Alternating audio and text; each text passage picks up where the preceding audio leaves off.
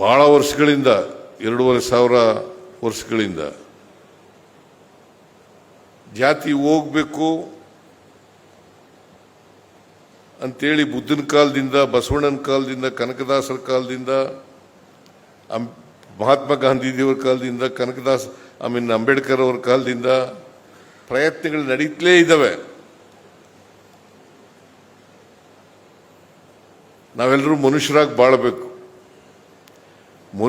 ಮನುಷ್ಯನನ್ನ ದ್ವೇಷಿಸಬಾರದು, ಮನುಷ್ಯನನ್ನ ಪ್ರೀತಿಸಬೇಕು ಅಲ್ವಾ? ಅದು ಪ್ರತಿಯೊಬ್ಬನ ಕರ್ತವ್ಯ ಆಗಬೇಕು. ಆಗ ಮಾತ್ರ ಸಮಾಜವನ್ನು ನಿರ್ಮಾಣ ಮಾಡಲಿಕ್ಕೆ ಸಾಧ್ಯ ಆಗ್ತದೆ. ಅದಕ್ಕೆ ಬಾಬಾ ಸಾಹೇಬ್ ಅಂಬೇಡ್ಕರ್ ಅವರು ಏನು ಹೇಳಿದ್ರು ಅಂತಂದ್ರೆ, ಎಲ್ಲಿವರೆಗೆ ಜಾತಿ ವ್ಯವಸ್ಥೆ ಇರ್ತದೆ ಅಲ್ಲಿವರೆಗೆ ಮೀಸಲಾತಿ ಇರಲೇಬೇಕು ಅಂತಕ್ಕಂಥ ಮಾತುಗಳನ್ನು ಹೇಳಿದ್ರು. ಎಲ್ಲಿವರೆಗೆ ಜಾತಿ ವ್ಯವಸ್ಥೆ ಇರ್ತದೆ. ಈಗ ನಮ್ಮ ಸಮಾಜದಲ್ಲಿ ಅಸಮಾನತೆ ಇದೆ. ಅಸಮಾನತೆ ಯಾಕೆ ನಿರ್ಮಾಣ ಆಗಿದೆ?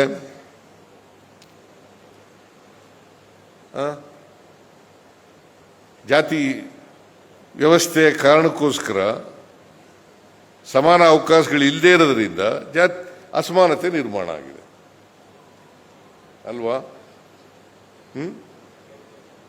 ಅದು ಹೋಗ್ಲಾಡಿಸ್ಬೇಕಲ್ಲ.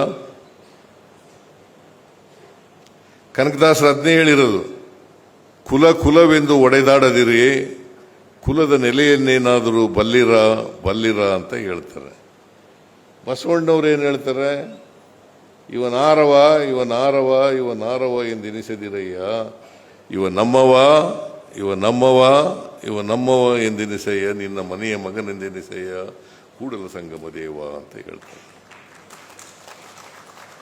ಇಬ್ರು ಒಂದೇ ಉದ್ದೇಶ. ಬಸವಣ್ಣವ್ರದ್ದು ಒಂದೇ ಉದ್ದೇಶ, ಕನಕದಾಸರದು ಒಂದೇ ಉದ್ದೇಶ. ಇವರು ಕನಕದಾಸರು ಬದುಕಿದ್ದದ್ದು ಯಾವಾಗ? 15ನೇ ಶತಮಾನದಲ್ಲಿ.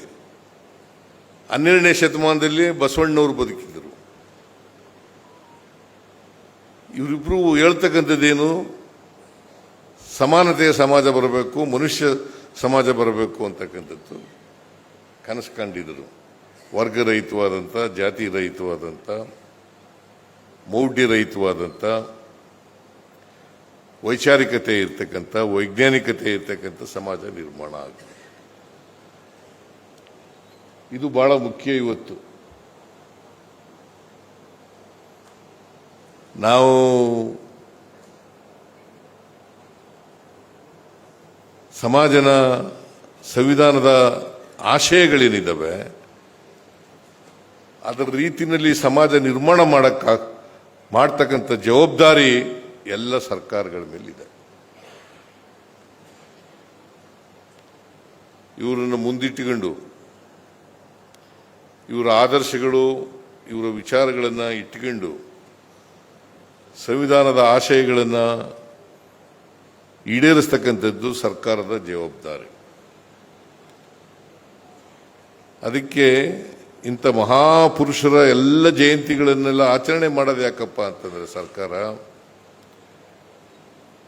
ನಮ್ಮ ಜಾತಿ ವ್ಯವಸ್ಥೆಯಲ್ಲಿ ಜಾತಿ ಹೋಗ್ಬೇಕು ಅಂತಕ್ಕಂಥದ್ದು ನಾವು ಉದ್ದೇಶ.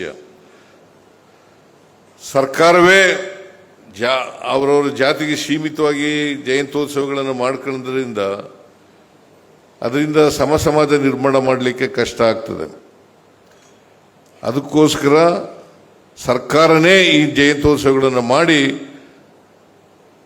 ಇವರು ಜಾತ್ಯತೀತರು, ಯಾವುದೇ ಜಾತಿಗೆ ಸೀಮಿತವಾಗಿರ್ತಕ್ಕಂಥ ವ್ಯಕ್ತಿಗಳಲ್ಲ, ಇಡೀ ಸಮಾಜಕ್ಕೆ, ಇಡೀ ದೇಶಕ್ಕೆ, ಇಡೀ ಜಗತ್ತಿಗೆ ಸೀಮಿತವಾಗಿದ್ದಂಥ ವ್ಯಕ್ತಿಗಳು ಅಲ್ವಾ? ಇವರು ಯಾವುದೇ ಜಾತಿ ಇಲ್ಲ. ಆಕಸ್ಮಿಕವಾಗಿ ಯಾವ್ಯಾವುದೋ ಜಾತಿಲಿ ಹುಟ್ಟಿರ್ಬೋದು, ಜಾತಿ ಅಂತೂ ಇಲ್ಲ. ಎಲ್ಲ ಜಾತಿನಲ್ಲಿರ್ತಕ್ಕಂಥ ವ್ಯಕ್ತಿಗಳು. ಅದಕ್ಕೆ ವರ್ಗರಹಿತವಾದಂಥ, ಜಾತಿ ರಹಿತವಾದಂಥ ಸಮಾಜ ನಿರ್ಮಾಣ ಆಗಬೇಕು. ಇವೆಲ್ಲ ಹೋಗ್ಬೇಕಲ್ಲ. ಅದಕ್ಕೆ ನಮ್ಮ ದೇಶಕ್ಕೆ ಸ್ವಾತಂತ್ರ್ಯ ಬಂದಿರಬೇಕಾದ್ರೆ ಅದು ಸಾರ್ಥಕ ಆಗಬೇಕಾದ್ರೆ ಅಸಮಾನತೆ ಇರಬಾರದು. ಎಲ್ಲ ಜನರು ಯಾವುದೇ ಜಾತಿಗೆ ಸೇರಿರಲಿ, ಎಲ್ಲ ಜನರು ಕೂಡ ಆರ್ಥಿಕವಾಗಿ, ಸಾಮಾಜಿಕವಾಗಿ, ರಾಜಕೀಯವಾಗಿ ಸಬಲರಾಗಬೇಕು. ಆಗ ಮಾತ್ರ ಸಮಾಜವನ್ನು ನಿರ್ಮಾಣ ಮಾಡಲಿಕ್ಕೆ ಸಾಧ್ಯ ಆಗ್ತದೆ, ಜಾತಿ ತೊಲಗಿಸಲಿಕ್ಕೆ ಸಾಧ್ಯ ಆಗ್ತದೆ ಅಂತಕ್ಕಂಥದ್ದನ್ನು ಇವರೆಲ್ಲರೂ ಕೂಡ ಹೇಳಿರ್ತಕ್ಕಂಥದ್ದು. ಬೇರೆ ವಿಚಾರಗಳೆಲ್ಲ ಹೇಳಿದ್ದಾರೆ, ಅದು ಬೇರೆ ವಿಚಾರ.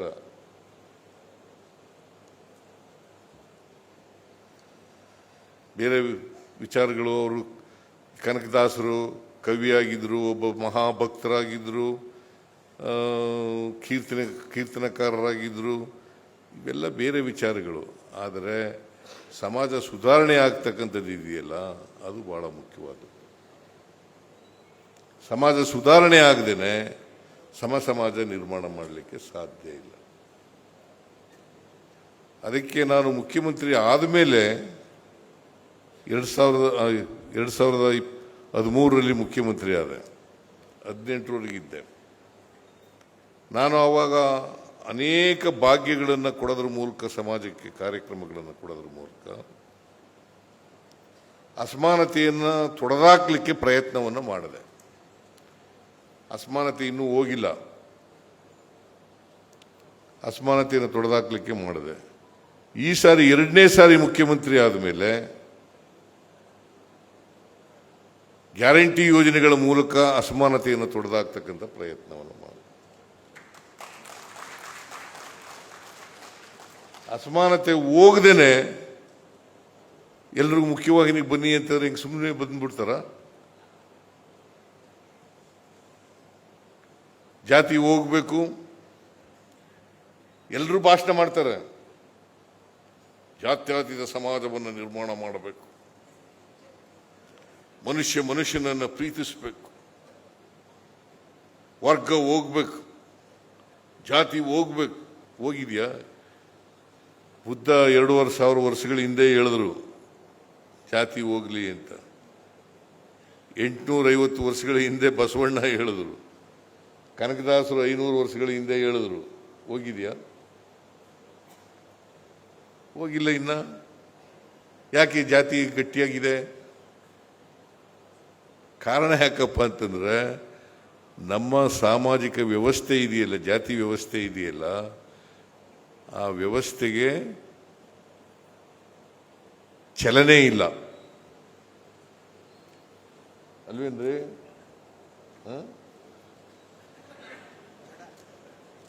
ಚಲನೆ ಇಲ್ಲ.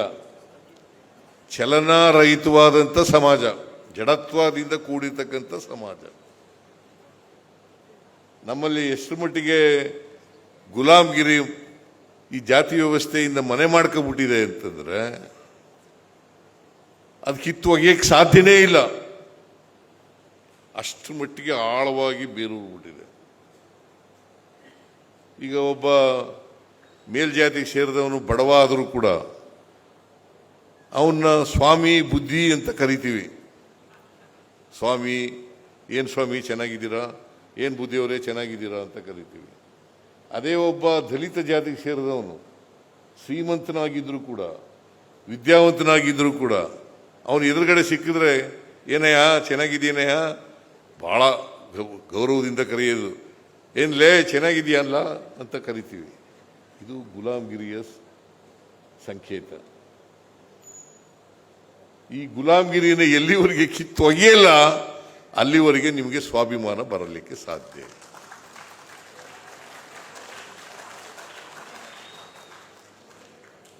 ಗುಲಾಮ್ಗಿರಿ ಹೋಗ್ಬೇಕಲ್ಲ, ಸುಮ್ಮನೆ ಹೋಗುತ್ತಾ?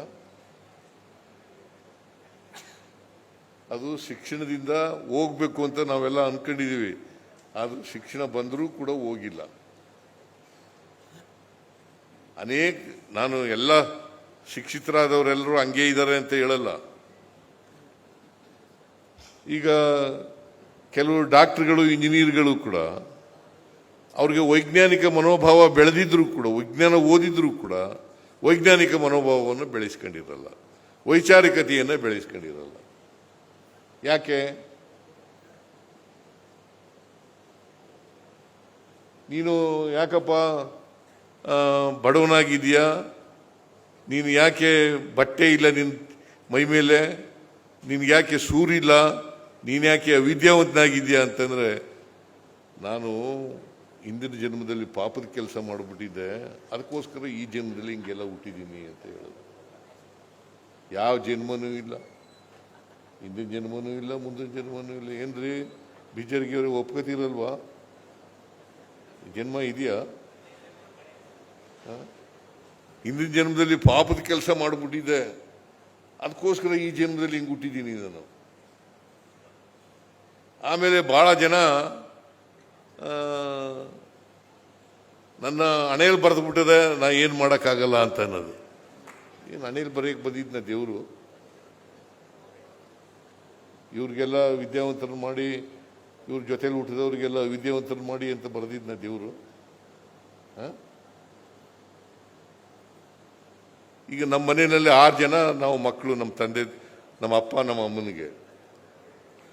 6 ಜನದಲ್ಲಿ ನಾವು ಒಬ್ಬ ಮಾತ್ರ ಲಾ ಓದಿದೆ, ಇನ್ನು ಬಾಕಿಯವರು ಓದಲೇ ಇಲ್ಲ. ಏನು ಅವ್ರಿಗೆಲ್ಲ ವಿದ್ಯಾವಂತರಾಗಿ ಅಂತ ಬರೆದ್ಬಿಟ್ನ ದೇವರು ಹಣೆಯಲ್ಲಿ?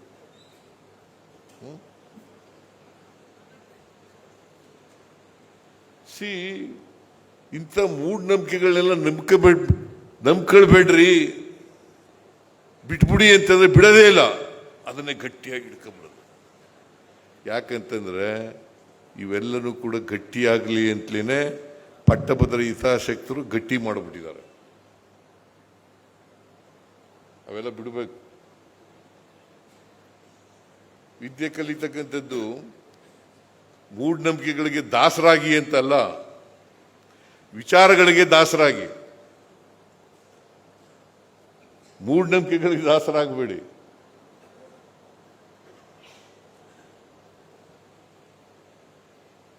ಇದನ್ನು ನಾವು ಎಲ್ಲಿವರೆಗೆ ಬೆಳೆಸ್ಕೊಳ್ಳಲ್ಲ ಅಲ್ಲಿವರೆಗೆ ವ್ಯವಸ್ಥೆ ಜೊತೆಯಲ್ಲಿ ರಾಜಿ ಮಾಡ್ಕೊಂಡು ಹೋಗ್ತಾ ಇರ್ತೀವಿ. ವ್ಯವಸ್ಥೆ ಜೊತೆಯಲ್ಲಿ ರಾಜಿ ಮಾಡ್ಕೊಳ್ತಕ್ಕಂಥದ್ದೇ ನಾವು ಮೌಢ್ಯಗಳಿಗೆ ದಾಸರಾಗ್ತಕ್ಕಂಥದ್ದು. ಇದನ್ನು ಬದಲಾವಣೆ ಮಾಡಬೇಕು. ಅದಕ್ಕೆ ಶಿಕ್ಷಣ ಎಲ್ರಿಗೂ ಸಿಕ್ಕಬೇಕು ಅಂತಕ್ಕಂಥದ್ದು. ಶಿಕ್ಷಣದಿಂದ ಈಗ ಬಿಜ್ಜರ್ಗಿಯವರು ವಿದ್ಯಾವಂತರಾಗದೆ ಹೋಗಿದ್ರೆ ಸಂಶೋಧಕರಾಗಕ್ಕಾಯ್ತಿತ್ತ? ಇವತ್ತು ಕನಕಶ್ರೀ ಪ್ರಶಸ್ತಿ ಪಡ್ಕೊಳ್ಳಿಕ್ಕೆ ಸಾಧ್ಯ ಆಗ್ತಿತ್ತ?